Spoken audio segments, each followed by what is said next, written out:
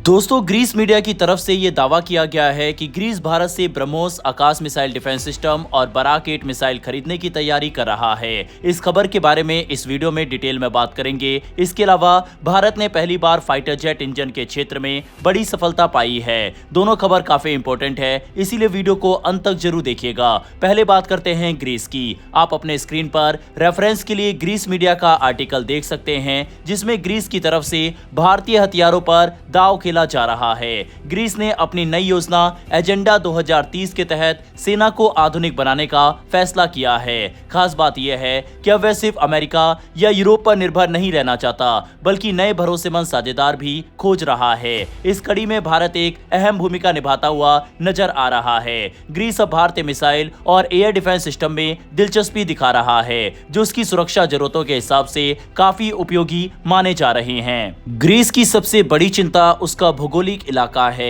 Aegean सागर में उसके सैकड़ों छोटे बड़े द्वीप हैं और कई जगह दुश्मन देश की सीमा बहुत पास है। ऐसे में उसे ऐसे सिस्टम चाहिए जो तेजी से तैनात हो सके और हर दिशा से आने वाले खतरे को रोक सके। इसी वजह से भारत का Akash NG air defence system Greece को आकर्षित कर रहा है। ये सिस्टम लड़ाकू विमान, ड्रोन और क्रूज मिसाइल जैसे खतरों को रोक सकता है। इसकी खासियत यह है कि इसे जल्दी एक जगह से दूसरी जगह ले जाया जा सकता है और ये कई टारगेट पर एक साथ नजर रख सकता है। आकाश एनजी इसका नया और ज्यादा आधुनिक संस्करण है। इसमें बेहतर रडार, तेज प्रतिक्रिया समय और ज्यादा दूरी तक मार करने की क्षमता है। ग्रीस के लिए ये बहुत जरूरी है, क्योंकि वहां किसी भी हमले की स्थिति में सैकड़ों में जवाब देना पड़ सकता है। भारतीय सिस्टम का फायदा ये भी है कि ये पहले से टेस्ट हो चुका है और इसकी कीमत भी पश्चिमी सिस्टमों के मुकाबले कम मानी जाती है। अब बात करते हैं समुद्री सुरक्षा की। ग्रीस की नौसेना को ऐसे हथियार चाहिए जो दुश्मन की मिसाइल या विमान को समुद्र के ऊपर ही रोक सके।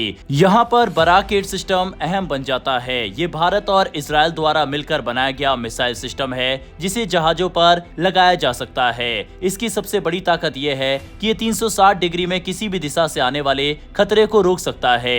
एजियन सागर जैसे इलाके में जहां खतरा अचानक और कम ऊंचाई पर भी आ सकता है, ये सिस्टम बहुत उपयोगी साबित हो सकता है। लेकिन ग्रीस की रणनीति में सबसे ज्यादा चर्चा जिस हथियार को लेकर हो रही है वह है ब्रह्मोस सुपरसोनिक क्रूज मिसाइल। ये दुनिया की सबसे तेज मिसाइलों में से एक है और आवाज की गति से लगभग 3 गुना तेज चलती है। इसका मतलब है कि दुश्मन देश को प्रतिक्रिया देने का बहुत कम समय मिलता है। अगर ग्रीस इसे अपने जहाजों या तटीय इलाकों में तैनात करता है तो ये पूरे क्षेत्र में मजबूत प्रतिरोध क्षमता बना सकता है। ब्रह्मोस की खास बात इसकी बहुउपयोगी क्षमता है। इसे जमीन, समुद्र और हवा तीनों जगह से दागा जा सकता है। ग्रीस जैसे देशों के लिए, जिसके पास कई द्वीप और समुद्री रास्ते हैं, ये बहुत बड़ा फायदा है। इससे वह दूर से ही दुश्मन को रोकने की ताकत हासिल कर सकता है। ये सहयोग सिर्फ मिसाइलों तक सीमित नहीं है। दोनों देश ड्रोन तकनीक और एंटी ड्रोन सिस्टम पर भी साथ काम कर सकते हैं। आने वाले युद्धों में ड्रोन का रोल बहुत बड़ा होने वाला है, इसीलिए ये क्षेत्र भी बेहद महत्वपूर्ण है। हाल ही में ग्रीस के रक्षा मंत्री निकोस डेंडियस ने भारत का दौरा किया और भारतीय रक्षा कंपनियों के साथ लंबी साझेदारी की बात कही। भारत के लिए भी यह मौका खास है, क्योंकि इससे उसे यूरोप के रक्षा बाजार में प्रवेश मिलेगा।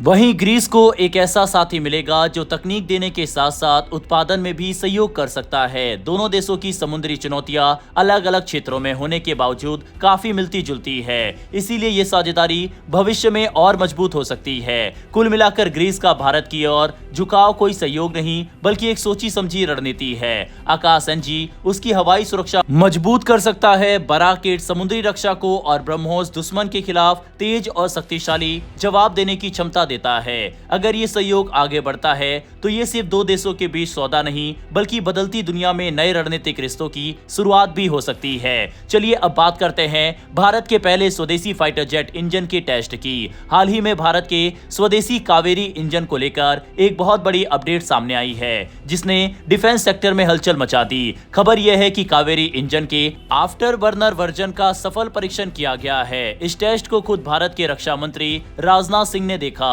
जिससे साफ हो जाता है कि सरकार अब इस प्रोजेक्ट को लेकर पूरी तरह गंभीर है। उन्होंने वैज्ञानिकों से साफ कहा है कि अब हमारे पास ज्यादा समय नहीं है और अगले 5 से 7 साल के अंदर भारत को अपने फाइटर जेट्स के लिए एडवांस इंजन तैयार करने ही होंगे। अगर आसान भाषा में समझे तो तो कावेरी इंजन भारत का वह सपना है जिसके जरिए हम अपने लड़ाकू विमानों के लिए विदेशी इंजनों पर निर्भरता खत्म करना चाहते हैं। अभी हमारे ज्यादातर फाइटर जेट्स में अमेरिका, रूस या फ्रांस के इंजन लगे होते हैं। ऐसे में अगर कभी अंतर्राष्ट्रीय तनाव बढ़ जाए या सप्लाई रुक जाए तो हमारी वायुसेना को परेशानी हो सकती है। इसीलिए स्वदेशी इंजन बनाना सिर्फ तकनीकी नहीं बल्कि रणनीतिक जरूरत भी है। कावेरी इंजन प्रोजेक्ट कई साल पहले शुरू हुआ था, लेकिन शुरुआत में इसमें कई मुश्किलें आई। सबसे बड़ी समस्या थी इंजन की ताकत यानी थ्रस्ट कम होना। फाइटर जेट को उड़ाने के लिए बहुत ज्यादा ताकत चाहिए होती है जो उस समय हासिल नहीं हो पा रही थी। इसी वजह से इस प्रोजेक्ट को कुछ समय के लिए धीमा करना पड़ा, लेकिन अब नई तकनीक, बेहतर डिजाइन और मजबूत मटेरियल के कारण इसमें बड़ा सुधार देखने को मिल रहा है। अब बात करते हैं आफ्टर बर्नर की। जब फाइटर जेट को अचानक बहुत तेज गति पकड़नी होती है, जैसे दुश्मन पर हमला करना या मिसाइल से बचना, तब आफ्टर बर्नर काम आता है। ये इंजन के पीछे अतिरिक्त ईंधन जलाकर बहुत ज्यादा ताकत पैदा करता है। इस प्रक्रिया में तापमान इतना बढ़ जाता है कि सामान्य धातु पिघल सकती है। इसीलिए इसे बनाना और सफलतापूर्वक टेस्ट करना बहुत बड़ी उपलब्धि मानी जाती है। वहीं इस बार वैज्ञानिकों ने इंजन के कई हिस्सों को फिर से डिजाइन किया है। खासकर आफ्टर बर्नर सेक्शन को पूरी तरह बनाया गया है। हाई टेम्परेचर सहने वाले विशेष धातुओं का उपयोग किया गया है और कूलिंग सिस्टम को भी बेहतर किया गया है। इन सुधारों की वजह से अब इंजन पहले से ज्यादा ताकत और स्थिरता दे पा रहा है। इस प्रोजेक्ट में भारत की मिसाइल बनाने वाली कंपनी ब्रह्मोस एरोस्पेस ने भी तकनीकी सहयोग दिया है। स्वदेशी इंजन बनाने से सबसे बड़ा फायदा ये होगा कि भारत को अरबों डॉलर की बचत होगी। किसी भी फाइटर जेट की कुल लागत में इंजन का हिस्सा बहुत बड़ा होता है। इसके अलावा इंजन की मेंटेनेंस और स्पेयर पार्ट्स पर भी भारी खर्चा आता है।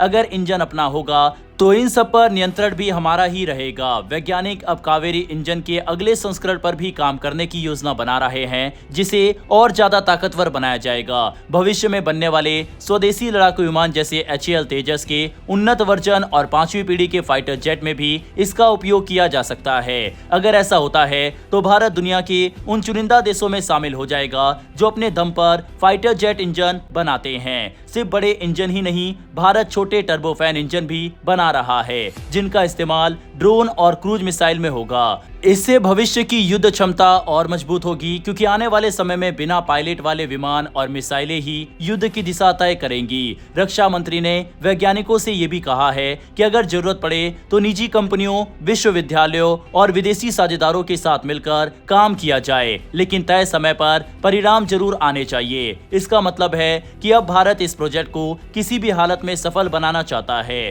कुल मिलाकर कावेरी इंजन की ये सफलता भारत के आत्मनिर्भर बनने की दिशा में एक बहुत बड़ा कदम है। अगर आने वाले वर्षों में ये पूरी तरह तैयार हो जाता है तो भारत की सैन्य ताकत कई गुना बढ़ जाएगी और हम किसी भी देश पर निर्भर नहीं रहेंगे। बहरहाल भारतीय वैज्ञानिकों के लिए एक जय हिंद तो बनता है, जो कि लगातार भारत के सपने को हकीकत बनाने की कोशिश में लगे हुए हैं, क्योंकि फाइटर जेट इंजन बनाना आसान चीज नहीं है। अमेरिका, रूस, फ्रांस, चाइना और ब्रिटेन, इन्हीं देशों को इस क्षेत्र में सफलता मिली है। ऐसे में आसान नहीं है, लेकिन भारत इसमें सफलता पाने के लिए पूरी कोशिश कर रहा है। फिलहाल दोस्तों इस वीडियो में इतना ही, फिर मिलेंगे ऐसी एक नई वीडियो के साथ। धन्यवाद। जय हिंद, जय भारत।